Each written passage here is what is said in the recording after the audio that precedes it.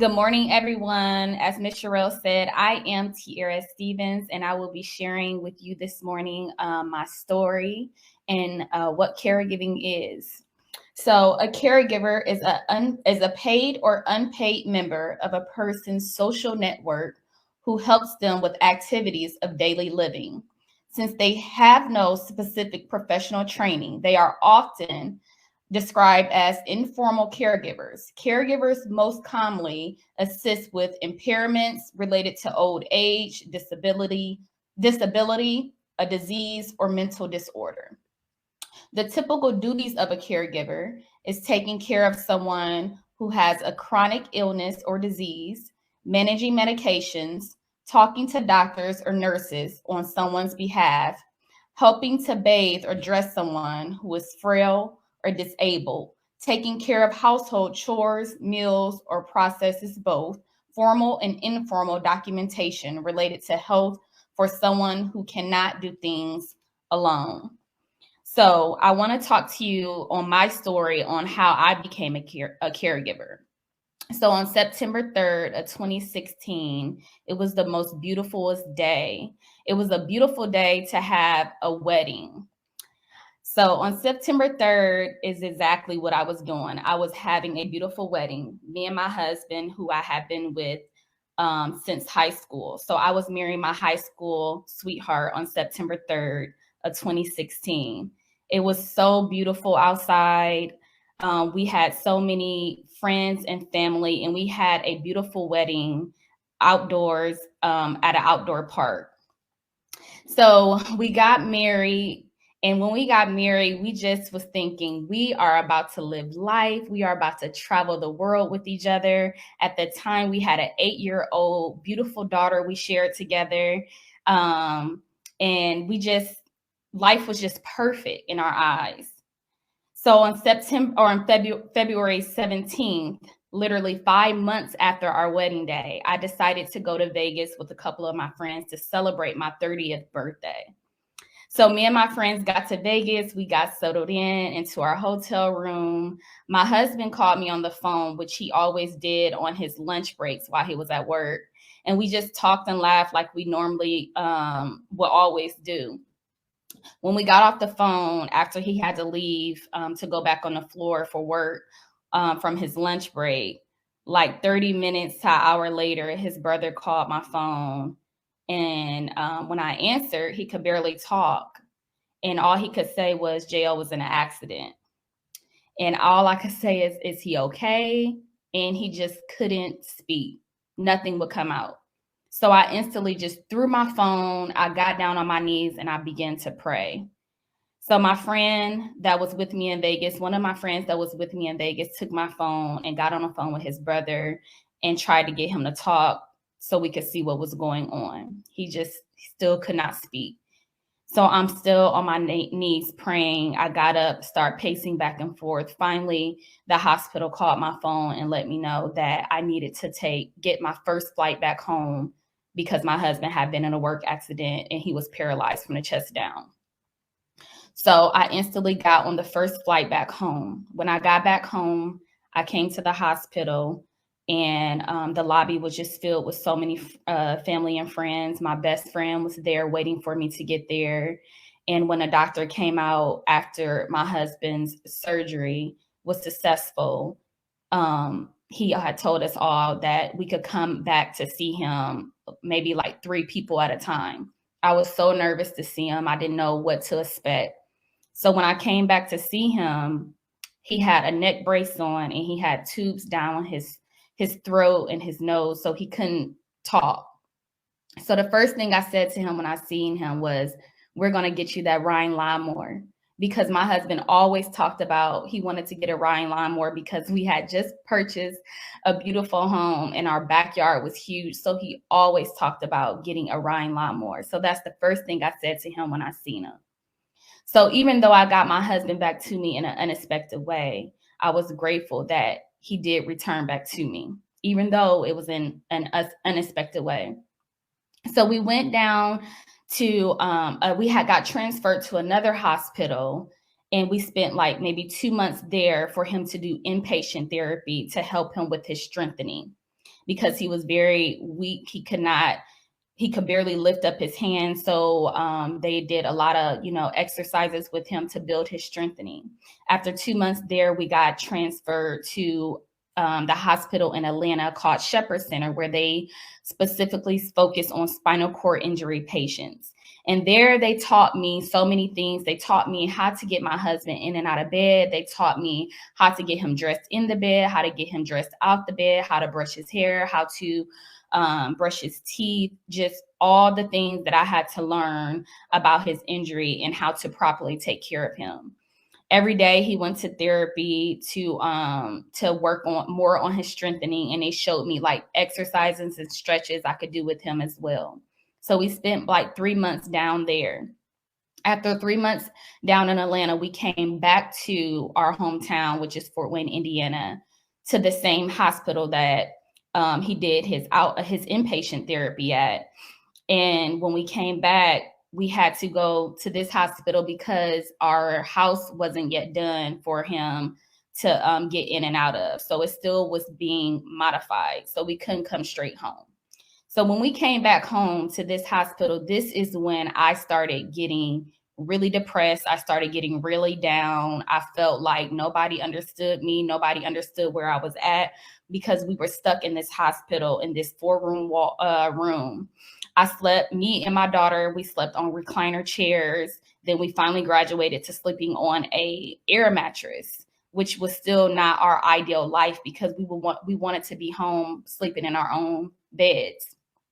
So I got down, I got depressed. I started looking up support groups that I could find. I could not find any support group in my area. And as I was sitting there just feeling hopeless, God spoke to me clearly and said, Tierra, start your own support group. So I started my own support group, which is the name Smiling Tears, back in 2018. I'm sorry. I started my support group in August 2018. And I named it Smiling Tears because so many of us, we walk around with a smile on our face. We know how to dress it up. We know how to make it look good. But inside, we are tore up inside. So I started this support group for other caregivers to come together, and we could share our stories and lean on each other and just not judge or criticize each other, and just openly talk about the feelings that we have and the emotions that we go through on being a caregiver. So I'm so happy I started it. In the midst of me starting this caregiver support group and being a caregiver, I'm finding out more and more each day that this is my purpose. My purpose is my pain. And now that my husband is getting out of his depression, because he has started getting into a deep depression where it almost caused us to have a divorce. We almost went through a divorce because he was depressed. With him being depressed, it was causing me to be depressed. We were both pointing a finger at each other on what I wasn't doing right, what he wasn't doing right. So it almost cost us to go through a divorce. But through counseling and going to church and getting the help that I need and surrounding myself with the right people, we managed to push through this thing and make it work for the sake of our marriage and the sake of our child and our family. So now my husband is asking me, like, now that I know that I'm paralyzed and I know that I'm in a wheelchair, but now I'm trying to figure out, what do I do now? And like I told him, I'm telling you, use your pain and your hurt to help other people. Find ways to help other people. Keep God first in everything that you do. Practice self-care. Self-care is okay. Take care of yourself. Eat good. Get enough sleep. Exercise. I don't care if it's just 10 minutes of walking around your neighborhood. Exercise. Move your body. Take care of yourself. And like I said, help other people, as I'm doing right, at this moment. I'm working on writing a book. I got a caregiver support group started. I'm engaging with other networks, taking on other speaking engagements. So turn your purpose, your pain, into your purpose, and focus on helping other people. Because when you focus on helping other people and taking care of other people, God is going to take care of you. You can reach me on Smiling Tears Caregiver Support Group FortWayne.com.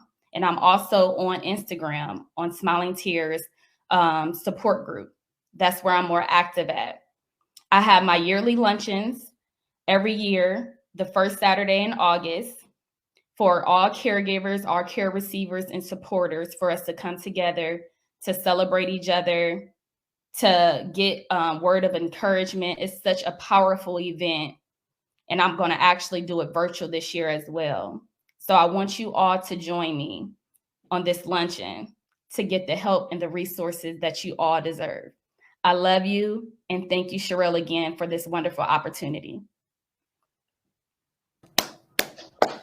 You see, I'm always backstage clapping. Come on through, Tierra. I'm just so excited about everybody. I'm telling you, this platform, I'm just sharing with everyone. It's not going to stop here. There are already people waiting in the wing for the next one. And I'm going to share something right now with the audience. Between me and Tierra. This is how me and Tierra met. I was taking care of her husband in the hospital. I was the nurse that was there when he came through the hospital when the incident first happened. I never seen Tierra. Tierra would come through, but of course, we so busy. We got so much going on. They said, well, the wife was here and she was asking for the nurse. I said, I ain't seen no wife. I ain't seen nobody. You know, I'm gonna have to catch it next time. Because you know, it was in the hospital, it was a vent unit and all these other things. But I shared with Tierra, I'm telling you right now, I don't know what we're going to be doing together, but we're going to be doing something together in the future. And it was just so horrific. I'm telling you, and we don't know the challenges that a wife would face dealing with a husband or a spouse, male or female. You are newlywed, and then you hear that your spouse have just been paralyzed.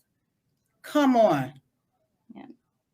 I'm sure you had all kind of thoughts racing through your mind.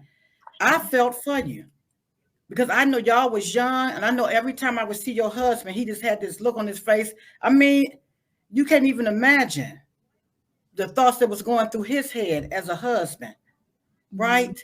Yeah. So, Tierra, my hat go off to you and your husband and your family.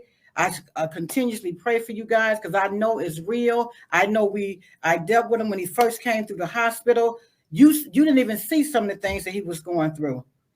You see what I'm saying? Because you was working, you was doing your thing. So continue to be the best caregiver ever to your husband, to your family. Keep yourself well. You know what I'm saying? You got the caregiving thing going. I plan on being there. I'm traveling right now on assignment. However, give me the date. I'm going to put it on my calendar. I'm going to mark it in. I got to come out because guess what? Her husband don't even know that we're even friends. Mm-hmm. It's been years. He don't even know that the nurse and the wife then already got connected. Mm-hmm. And it's been how many years, Tierra? It's been 5 years. 5 years. And man, we've been connected. We connected maybe about 2-3 years ago. And he don't even know yet, but he will at this banquet. Yeah. So thank you so much, Tierra, for sharing that. Keep smiling. The smiling tears is working. Continue to do what you do best. And that's be a caregiver for your family. God bless you. We love you. And we're going to keep this thing going. Thank you.